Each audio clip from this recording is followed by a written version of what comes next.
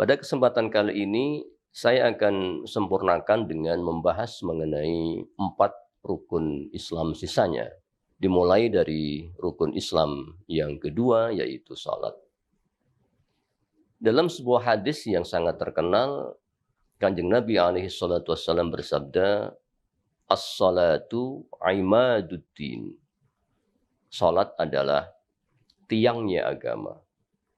Kalimatnya tiangnya agama.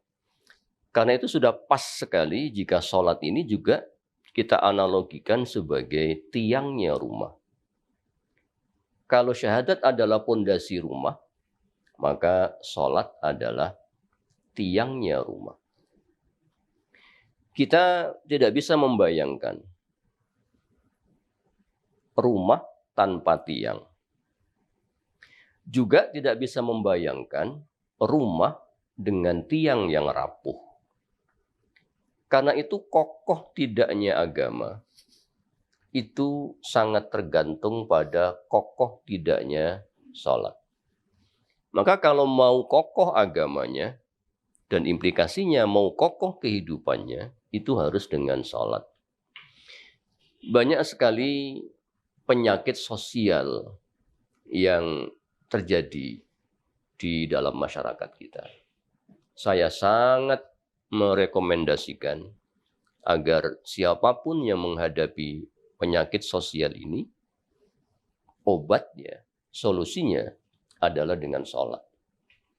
Jika sholatnya baik, maka manusianya akan baik. Jika manusianya baik, maka masyarakatnya akan baik.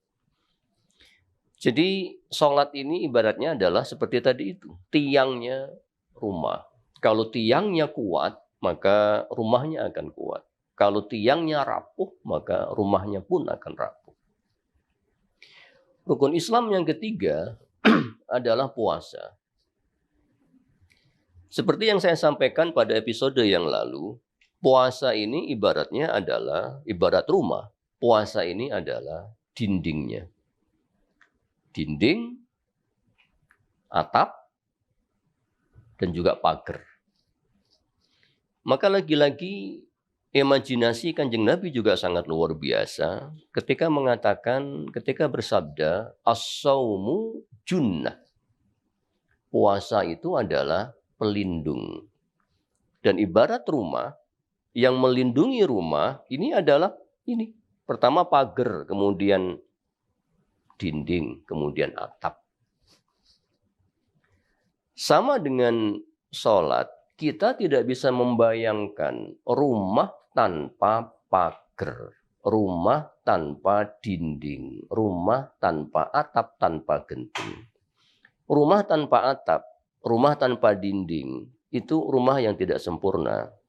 Kalau kita membayangkan ada rumah, pondasinya sudah jadi, kemudian ada tiangnya, tapi nggak ada dindingnya, maka rumah ini belum jadi dan tidak sempat atau tidak siap untuk ditempati. Karena itu orang yang tidak puasa, terutama puasa Ramadan, itu ibaratnya adalah rumah yang belum siap dihuni. Bukan hanya itu, hadirin yang dirahmati oleh Allah. Rumah yang tanpa dinding, itu pertama, potensi mangkrak.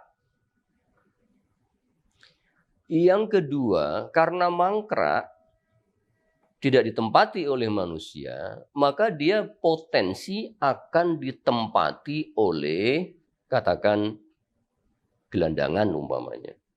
Gelandangan yang tidak punya rumah, itu akan potensi untuk menempati rumah yang tidak jadi tadi itu. Atau ekstrimnya, rumah ini akan berpotensi dijadikan tempatnya binatang-binatang liar. Katakan kecoa umpamanya, kalajengking, ular, segala macam. Karena itu orang muslim yang tidak mau puasa, itu ibaratnya orang yang hatinya itu dihuni oleh kecoa, kalajengking, ular. Sehingga orang yang tidak puasa ini akan memiliki sifat-sifat seperti itu. Sifat ular, sifat kalajengking, sifat kecoa, segala macam. Sisi lain, Kalau kita memaksakan diri untuk tinggal di sebuah rumah yang tanpa atap, tanpa dinding, maka penghuninya berpotensi akan panas jika ada panas, akan kehujanan jika ada hujan, akan kedinginan jika ada dingin. Ini maknanya bahwa orang yang tidak puasa itu jiwanya tidak tangguh. Sehingga kalau kanan kirinya panas, dia ikut panas, kena panas. Kanan kirinya dingin, dia akan kena dingin. Konkretnya, orang yang tidak puasa itu adalah orang yang gampang terbawa arus. Ada orang lain korupsi, dia ikut korupsi.